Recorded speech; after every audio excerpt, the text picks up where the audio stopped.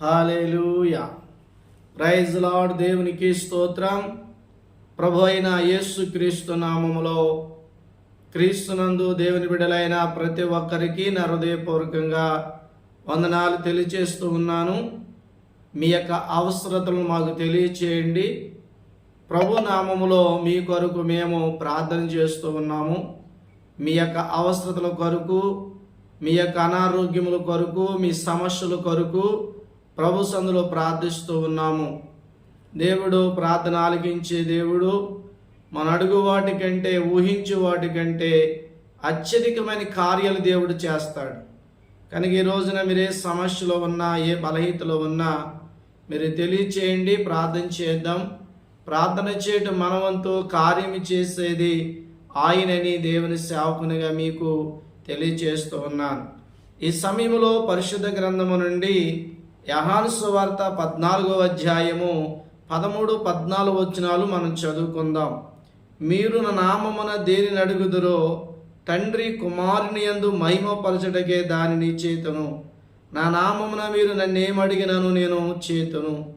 ప్రభు అయిన యేసు క్రీస్తు యోహాను సువార్త 14వ అధ్యాయములో 13-14 వచనంలో దేవుని వాక్యము ఏ రీతిగా తెలియచేస్తూ ఉంది. మీరు నా నామమున దేనిని అడుగుదురో తండ్రి కుమారుని యందు మహిమపరచుటకే దానిని చేతును. నా నామమున మీరేమి అడిగినను దానిని చేతునని ప్రభువైన యేసుక్రీస్తు తెలియజేస్తూ ఉన్నాడు. మనము ప్రార్థన చేసినప్పుడు ఏమని ప్రార్థన చేయాలి అంటే, యేసు నామములో అడుగుచున్నాను తండ్రి అని ప్రార్థన చేయాలి.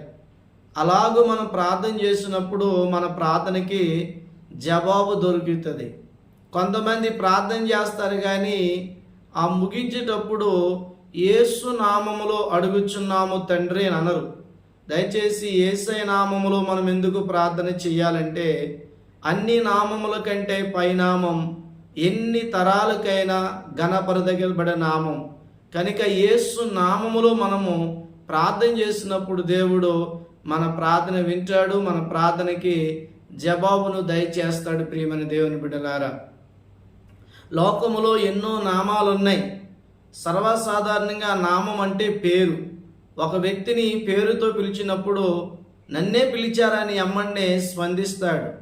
అలాగే మనము కూడా ప్రార్థన చేసినప్పుడు యేసయ్య నామములో అడుగుచున్నాను తండ్రి అనగానే మన ప్రార్థన దేవుని సన్నిధికి చేరుతుంది. మన ప్రార్థనకి దేవుడు ప్రతిఫలమును దయచేస్తాడు. యేసయ్య నామములో మనము ప్రార్థన చేయాలి. నా నామమున వీరేం అడుగుతారో అది ప్రభు చేస్తానని యేసు ప్రభు ఒకటి తెలియజేస్తూ ఉన్నారు.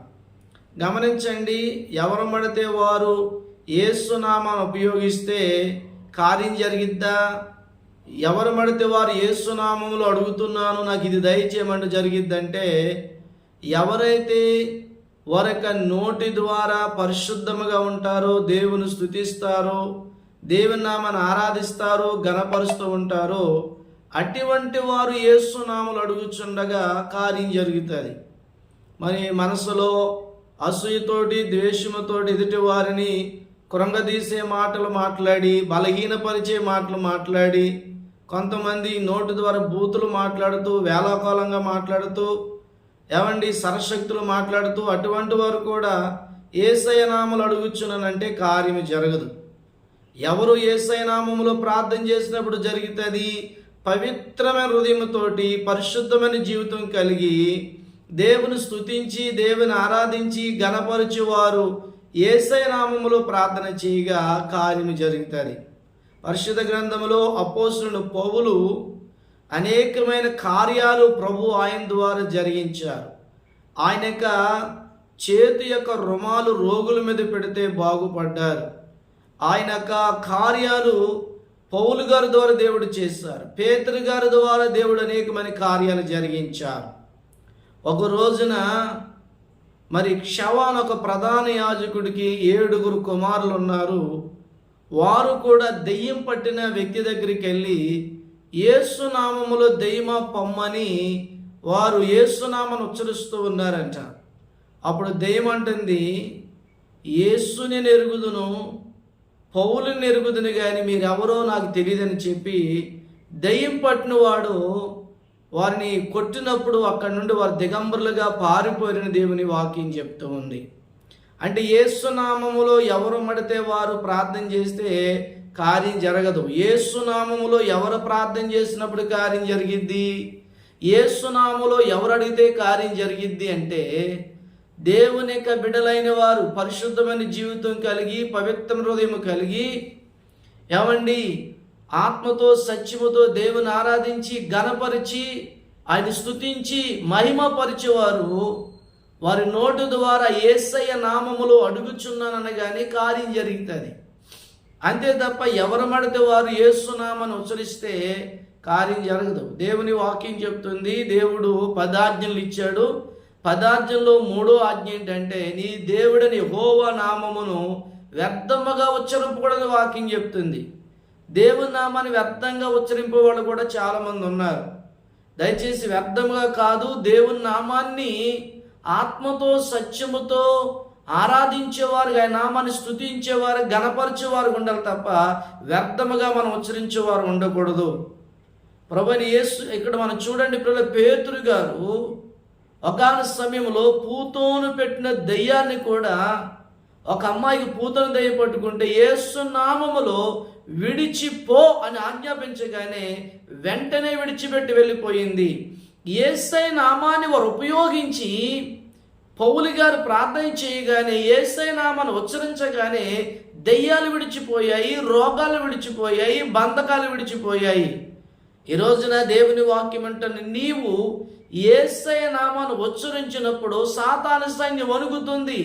యేసయ్య నామంలో శక్తి ఉన్నది, నమ్మితే నువ్వు ఆ శక్తిని పొందుకుంటావు.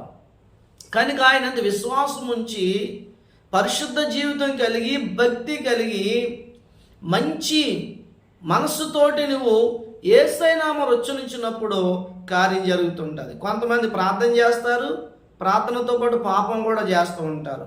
ప్రార్థన చేస్తూ కూడా పాపం చేస్తే దేవుడు ఆ ప్రార్థన వినడు. దయచేసి పరిశుద్ధమైన హృదయంతో మనం ప్రార్థన చేసినప్పుడు దేవుడు మన ప్రార్థన వింటాడు. యేసయ్య నామాన్ని పరిశుద్ధంగా ఉచ్చరించినప్పుడు మీరు నామాన్ని ఏమైతే అడిగితారో అది నేను చేస్తానని చెప్తున్నాడు. కనుక ఆ రీతిగా యేసయ్య నామాన్ని పరిశుద్ధ హృదయంతోటి పవిత్రమైన మనసుతోటి మనం ఆయన్ని కొనియాడి స్తుతించి ఆయన నామాన్ని ఉచ్చరించేవారు ఉందాం. యేసయ్య నామంలో మనకు కలిగిన ప్రతి విధమైన పరిస్థితుల నుండి ప్రభు విడిపించునుగాక. ఆమేన్. ప్రార్థన చేసుకుందాము. మహాపరిశుద్ధుడా, ప్రేమ కలిగిన మా తండ్రి, నీ వాక్యం ద్వారా మాతో మాట్లాడావు. యేసయ్య నామమున మీరేమైతే అడుగుతారో అది మీకు దయచేస్తానని చెప్పి ఉన్నావు ప్రభువా. నీ నామం అన్ని నామముల కంటే పైనామం ప్రభువా. యేసయ్య నీ నామం ఉచ్చరింపగానే సాతాను సైన్యం వణుకుతుంది.